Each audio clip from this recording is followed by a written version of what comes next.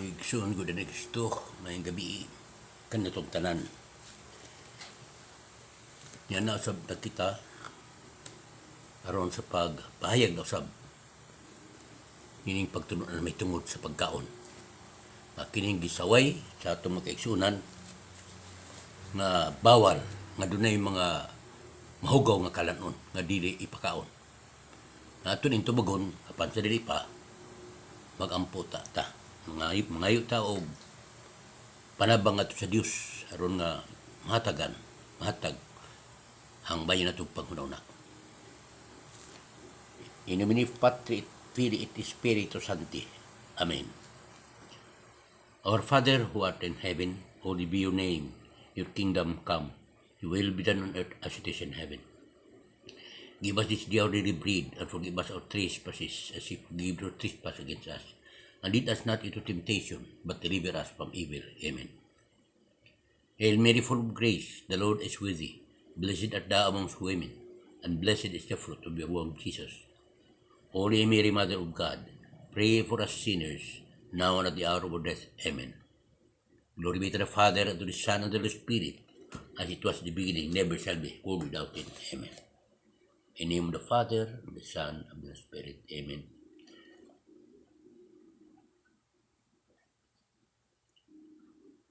Angel of God, my guardian in the dear, to whom God's love commits me here, ever to be at my side, to light and to guard, to rule and guide. Amen. In the name of the Father, Son, and the Spirit. Amen. Karon mga igsoon, ato na pagkasugdan, ang atong tema karon may tungod sa pagpanubag ining mga atake sa atong simbahang Katoliko. Karon na gini nilang ato nga mabati sa kanilaing lugar nga diin ipamugos kyud sa pagpatuo sa mga Katoliko nga napay mga hugaw nga kalanon nga gikaon sa mga Katoliko. Niya ang ilang mga pagsupak.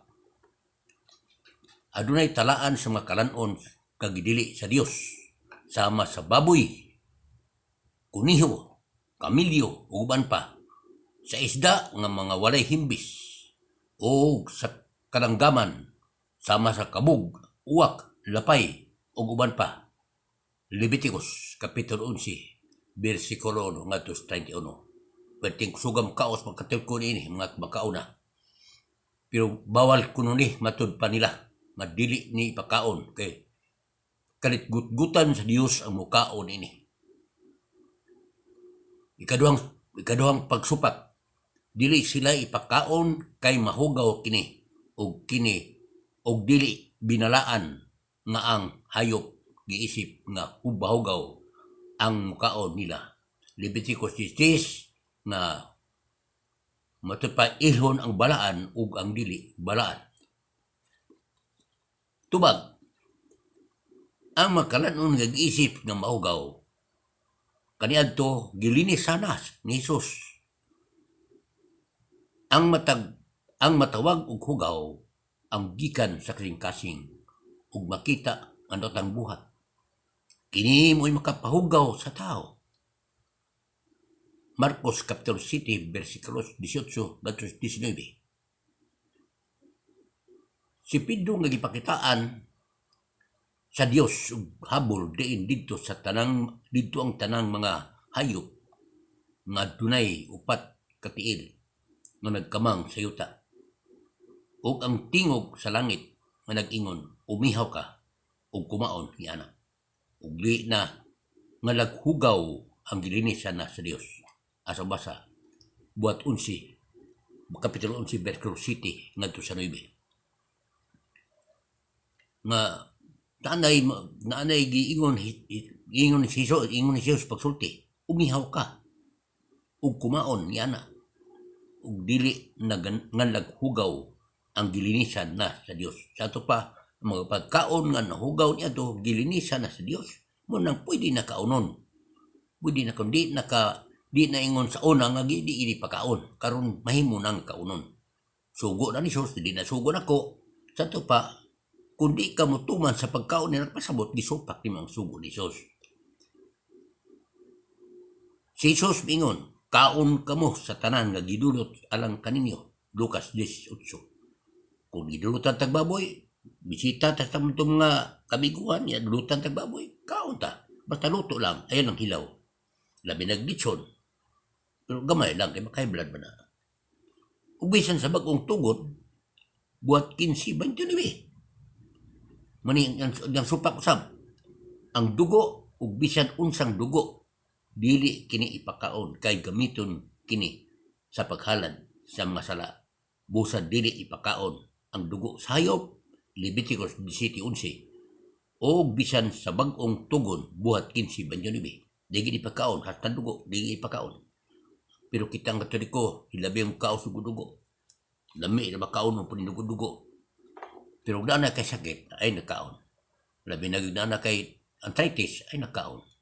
Na kay uric acid, daghan ng uric acid, ay nakaon na. Ay makadaot naman sa tulawas. Tubag, ang makapalangit, dili ang pagkaon. Sa ito pa, mukhaon ka, di na makapalangit nimo, o di sa kabangan, di sa makapalangit nimo. Ang makapalangit, dili ang pagkaon. O ang dili pagkaon, kundili ang kabuutan, o ang pagpuyo sa Espiritu Santo, o ang pagwigdait.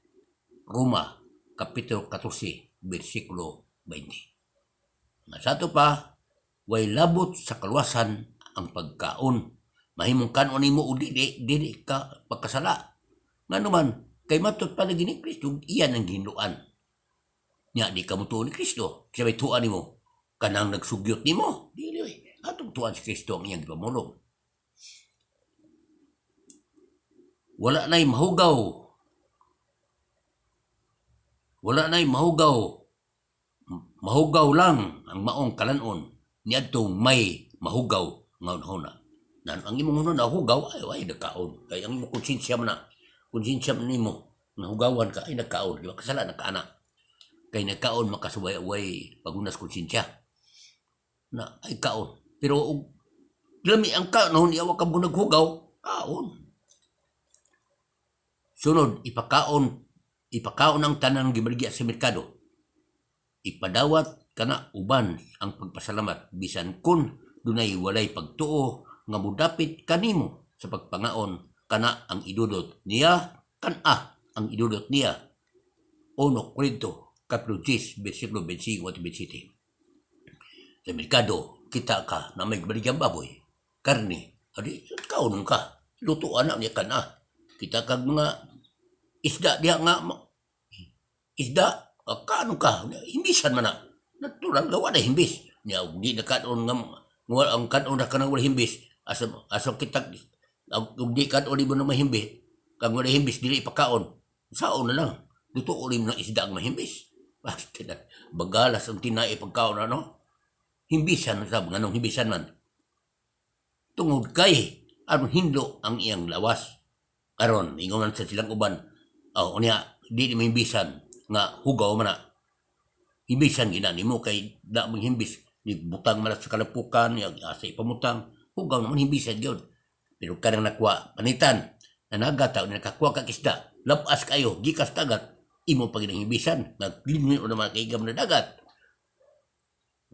Maingon po nga kung amigo nga, pinusupon, hindi pinusupo. Ang husto ba? Ang tinuod ba? Di na mo himbisan, kaya limpyo na yun. Na magkabuling ito, wali butang tungtong sa kunsa. Di hapat pagkakuha, kumit, luto na yun, wahimbis-himbis. Kay bawal naman ang wahimbis. Manay, makita na ito usa kahaguka ang pangutanaha. Ang mga pagtulunana.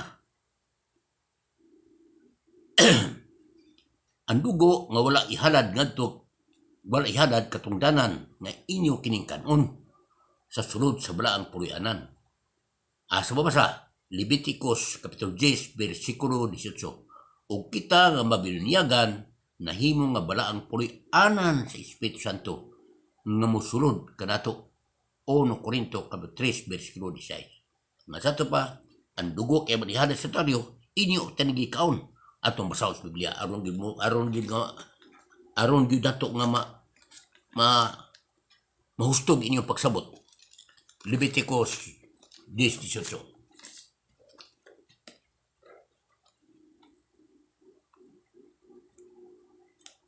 Unang maigsuon, magbantay ta. Nga mapagtunan gili tukma sa gisulti ni Kristo. 10:18. Ya.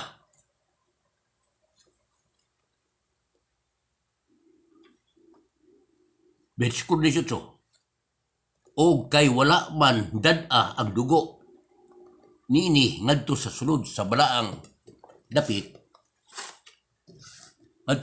dapit, inyo utakin gikaon dito sa balaang dapit sumala sa kong sugo. Unsa bro? Gikaon unta nining inyo utakin gikaon dito sa balaang dapit sumala sa akong sugo. Diyaw mo ka na ipakaon niya mingon mo dili.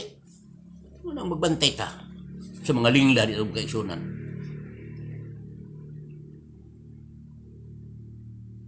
Sunod, natubag, hinuon ang pagkaon dili makapaduol kanato sa Dios.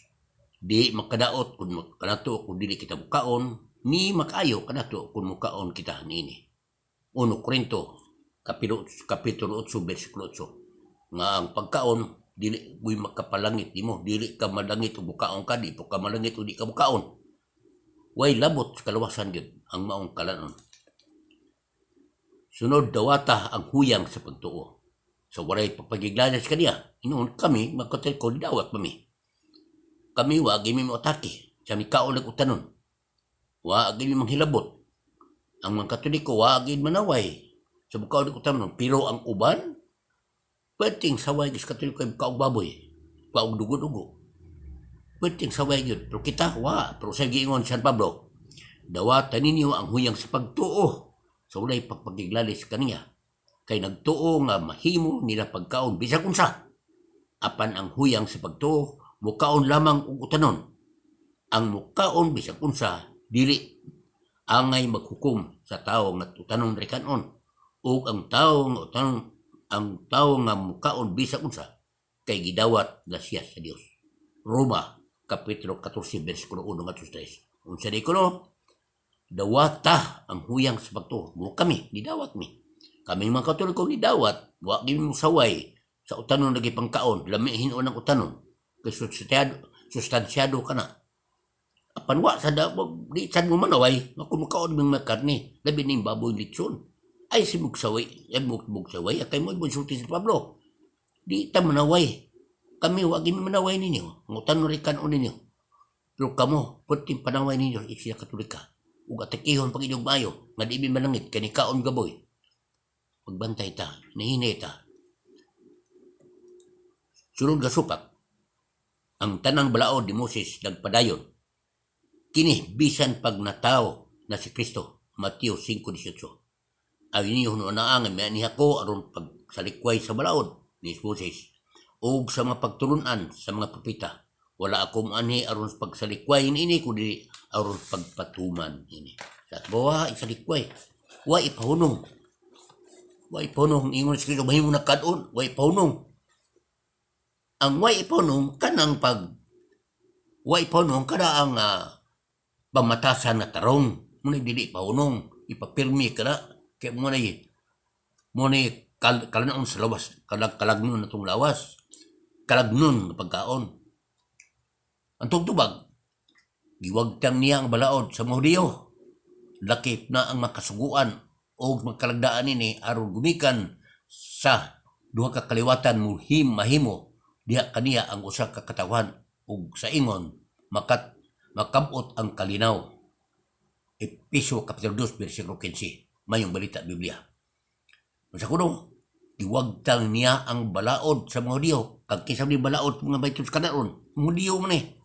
Sa mga Hudiyo ni, dili ang Kristiyano. Ang gina niya ang mga Hudiyo. Huwag tiyang ang balaod sa mga Hudiyo. Lakip na ang kasuguan ug ang kalagdaan ini aron gikan sa duha ka kaliwatan mahimo diha kaniya ang usa ka katawhan ug sa ingon mangkabot ang kalinaw. Efesyo 2:15. Busa ayaw ninyo itugot gamay magsaway kaninyo sa inyong kanon ug imnon. Ubahin sa mga adlaw nga balaan o sa pangilin sa buong bulan, ubahin sa adlaw ipapulay. Kay kining tanan mga landong lamang sa mga butang umabot apan ang katumanan mao si Kristo. Busa ang tanan gitapos na ni Kristo didto sa cross. Unsa day karon? Ang tanan nga mga balaod sumuli gitapos na ni Kristo sa cross. Labi na migos pagkaon, pagpangilin sa adoy papahulay, gitapos na ni Kristo didto sa cross. Munang wala na. Munang di ta mutugot ka sawayon ta. Kamo usab ay sumog panaway.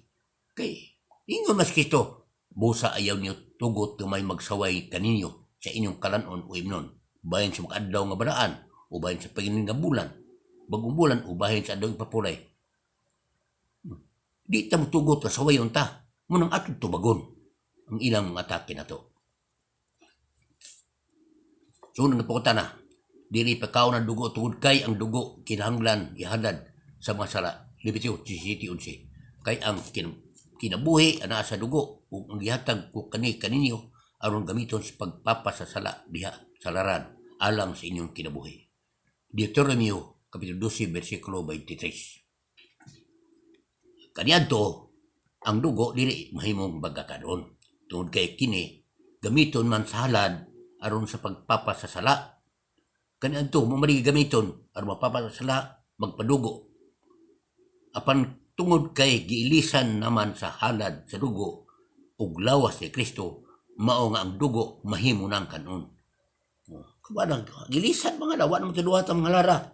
Tung nga dugo sa mga manap wala mo daw ang Ginoo kay diha iadaman siya halad nga mao ang lawas ug dugo ni Kristo. Munang giwagtang na niya ni Kristo ang maong mga kasuguan pinagi sa pagpakamatay siya sa krus aron sa pagluwas kalatong tanan. Sunod katubag, kay ang dugo sa mga turo nga baka o nga kanding dili gayud makawagtang sa masala, di amok na. Dili makawagtang sa sala ang mga dugo sa mga mananap. Tungod niini sa dayon ng anhin ni Kristo sa kalibutan, mingon siya sa Dios, dili kabuot sa sakripisyo ug sa mga halad nga mananap. Apan giandaman mo ako ug usa ka halad, ug usa ka lawas, wala ka mahimot sa halad sa mga mananap nga gisunog didto sa halaran o mga sakrifisyo sa pagwagtang sa masala. Unya mingon ako, aniya ako Dios aron pagtuman sa buot mong ipabuhat kanako. Matyo pa ni Kristo, aniya ako Dios aron pagtuman sa buot mong ipabuhat kanako. Sumala sa disulat bahin kanako diha sa libro sa balaod. Hebreanon kapitulo 10 bersikulo 4 ngadto 7. Ngunit klaro ni sa Pablo nga si Kristo mo ang halad, ilis halad sa mga mananap, kay wala na dawata, di na mahimot ang Diyos sa mong halad sa mananap. Muna gisakripisyo ang iyang bugtong anak aron sa pagluwas kanato. Muna nga gipapas na ang mong mga balaod. Ayo itugot nga ang lahi nga mga pagturunan makapatipas kaninyo gikan sa matarong agyanan. Maayo gayud nga magbalig-on ang atong kalag pinagay sa grasya sa Dios. Ug di pinagi sa pagtuman sa mga balaod, ug di pinagi sa pagtuman sa mga pagtulunan, sa mga tulumanon may tungod sa kalanon, kay wala makatabang ang maong tulumanon ni atong nagtuman ini. Wa makatabang pagdili pagkaos mga hugaw kanaon, wa gyud makatabang ingon San Pablo. Nya di man makak San Pablo, tinuod man iyang gisulti. Ayaw itugot ang lahi nga mga pagtuluan makapatipas kaninyo gikan sa matarong agyanan. Kinsa may gisultian ani kadtong mga dili katoliko mo gisultian ani. Ayaw itugot ang lahi nga mga pagtuluan makapatipas kaninyo gikan sa matarong agyanan. Maayo gayod nga malig-on ang atong kalag pinagi sa grasya sa Dios ug dili pinagi sa pagtuman sa mga balaod ug dili pinagi sa pagtuman sa mga tulumanon may tungod sa kalanon. Kay wala makatabang ang maong tulumanon ni adtong nagtuman ini. Diyo mo ko na. Hebreanon kapitulo 13 bersikulo 9. Pangutana. Dunay mang pagkaon nga dili angay kanon tungod kay gidili kini sa Ginoo. Tubag. Ang tanang gibuhat sa Dios maayo ug nalipay siya sa iyang gibuhat. Dinesis 1:31. Nakisa may nakiyong nga dili maayo. Nga niingon naman si Moses, ang tanang gibuhat sa Dios maayo ug nalipay siya sa iyang gibuhat. Genesis 1:31. Ikadong tubag, 1 Timoteo 4:4-5, matud pa ni San Pablo, maayo ang tanang gibuhat sa Ginoong Dios. Maayo ang tanang gibuhat sa Ginoong Dios, ang tanan angay dawaton uban sa pagpasalamat ug walay isilikway bisan unsa. Kay ang pag-ampo ug ang pulong sa Dios mo'y nakapabalaan niini. Unsa di ay kuno, mahal po ni San Pablo, nga maayo ang tanang gibuhat sa Dios, ang tanan angay dawaton. Dawaton, dili kay di mo mukaon. Angay dawaton uban sa pagpasalamat ug wali sila koy bisan unsa. Wali sila koy bisan unsa. Kay ang pag-ampo ug ang pagpulong sa Dios mo'y makababalaan ini. Di mo kana. Ngunit, dawaton yun uban sa pagpasalamat. Pero dawaton mo ay pasalamat ay nalang po. Kay di mo wala ni mo tuwi ang gisulti ni Jesus. Bato pang San Pablo, isalikway bisan sa kay ang pag-ampo mo ang pulong sa Dios mo'y nakababalaan ini. So natutubag, ayaw pagkaon sa bisan unsan ini nga hilaw o sinabaw, wala gayod ang tibok mananap uban sa ulo niini, ulo tiil ug sa mga sulod sa ginhawan niini. Kan-anin niyo pagkaon yun. Unsa kuno, ayaw pagkaon sa bisan unsan niini nga hilaw. Kay kilawon man imo na, ayaw kaon na. O sinabaw nimo di sa di pagkaon. Sala gayod ang tibok mananap. Saan ni? Asla, di ay, asla, di sala, asla. Gayod ang tibok mananap uban sa ulo tiil ug sa mga sulod sa ginhawan ini. Kan-anin niyo pagkaon. Aslon yun, di ay. Dili kay latan. Aslon. Basta mo ni mga ang baboy aslon. Ezekiel, kuha ang labing ayong karne sa karnero. Ang karnero, o punduka ang sugnod ilalom sa kawa. Pabukala kini pag-ayo ug lat-i ang bukog ug ang karne. Ipalaan po ang karnero, palataan po. Labi nagbang karaan ang karnero, tiguang na. Latan, kay kahi man na kayo. Palatanan. Ay, pagkaon. Latan.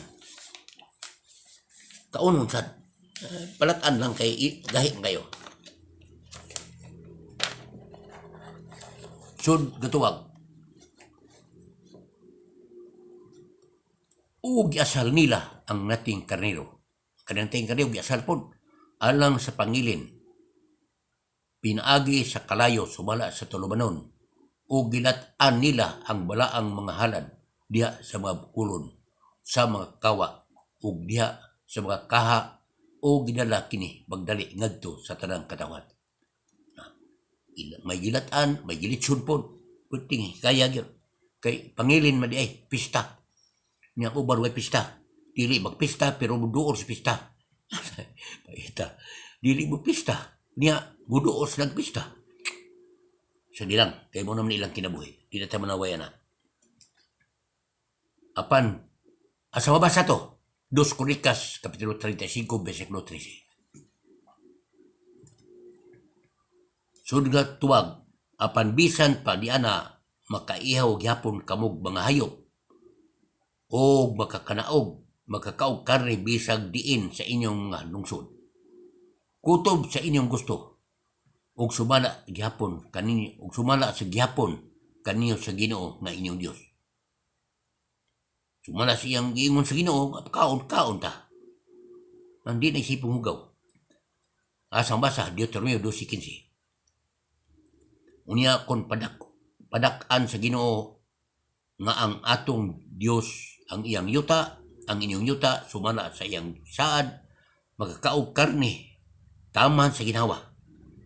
Magkakaog karne, taman sa ginawa. Ay nagpalawi ipon, kay musuka ka. Di naman maayong musuka, kay bawal na, matur pa sa Marcos, Kapitulo 7, versikulo 19.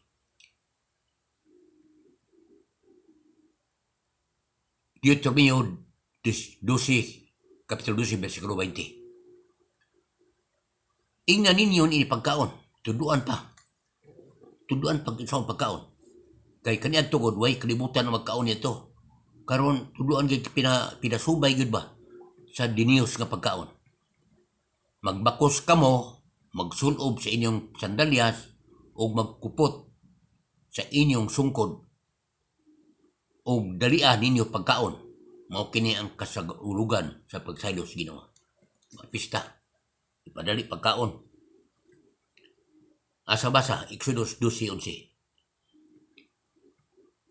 Ang dugo kaniadto tugod kay mao usab kini gamiton sa pagbutang sa timaan sa inyong balay nga inyong puy-an aron inikakita sa Ginoo sa maong dugo sayloan kini sa Ginoo ug wala nay kadaot nga mudangat sa mga tagbalay. Ini kastigo na sa Ginoo sa ito. Sa katundugo ay pahit sa mga balay aron makitaan sa angin nga gisugod sa pagpapatay sa mga tao nga mga way pagtuo niya sayloan lang kay nagpasabot na kaning balaya iyahaning sakop. Asa basa Exodus 12:13. Exodus kapitulo 12 bersikulo 13. Gipatawag ni Moses ang tanang kadagkuan sa Israel ug ina niya. Pangita kamog dating karniro ug kanding alang sa inyong mga panimalay. Ug ihawa kini painungod sa pagsaylo sa Ginoo. Pagkuhag sanga sa supo ug ituslob kini sa dugo nga naa sa palanggana ug idire ang duha kamarko sa putahan ug ang balabag ibabaw sa putahan. Ayaw ko paggawa sa inyong balay hangtod sa buntag kay musuroy ang Ginoo aron sa pagpatay sa mga Ehiptuanon ug inikakita niya sa dugo sa balabag ug sa mga marko sa portahan. Musaylo lamang siya ug di niya pasudlon ang tiglaglag ng mga anghel. Exodus 12:21-23. Sa inyong panabot, samar kamo sa uban. Itubag si Jesus kanila. Wala pa di kamo magkasabot. Bisan unsa ang musulod sa baba sa tao, dili makahugaw kaniya. Nga naman, kay dili man musulod sa iyang kasing-kasing, kundi ngadto sa iyang tiyan. Unya migula, ug mugula unya usab sa iyang lawas. Sa pagsulti ni Jesus niini, iyang gipahayag nga mahimong kanon ang tanang pagkaon. Tiyaw mo ko na. Mahimong kanon ang tanang pagkaon. Sa tubawag ilabot lagi sa kalawasan ng pagkaon.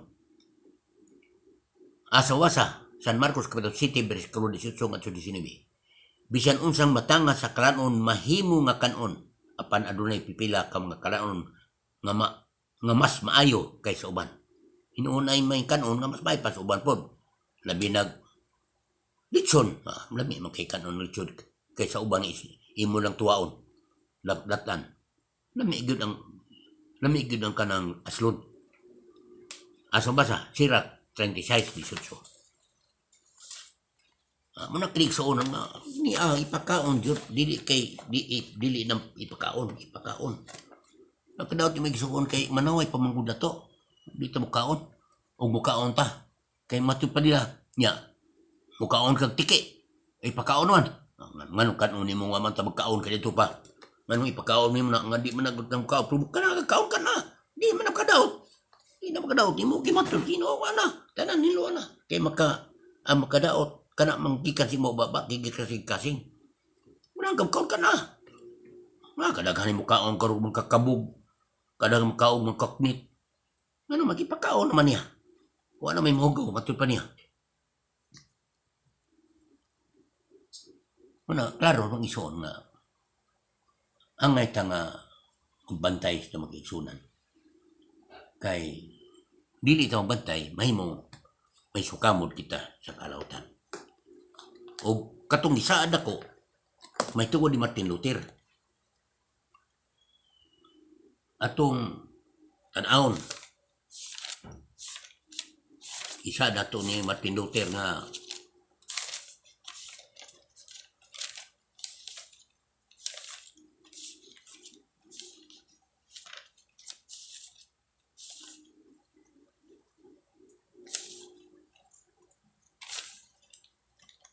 sa dukunon to oy. Dili oy nga dili oy kay reforma lang unsang reforma nga niya pa. Dili na history. Na ito di Martin Luther.